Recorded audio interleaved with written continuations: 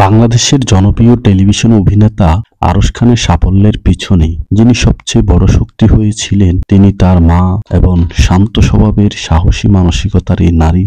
ছেলের শৈশব থেকে তাকে স্বপ্ন দেখাতে শিখিয়েছিলেন।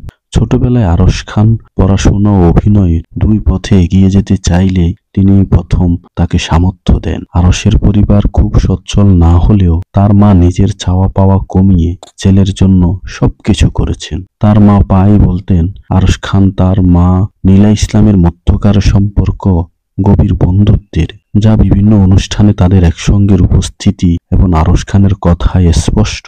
তিনি মাকে সবসময় পাশে রাখেন, মায়ের কাছ থেকে অনেক কিছু শেখেন। সাম্প্রতিক অনুষ্ঠানে নীলা ইসলাম বলেছে আরশ আমাকে কাজ করতে নিষেধ করেছে। আরশ বলেছে মা এই সময়টাতে তুমি উপভোগ করো, তুমি অনেক কাজ করেছো। এমন কথা বলতে বলতে কান্নায় ভেঙে পড়েন আরশের মা নীলা ইসলাম।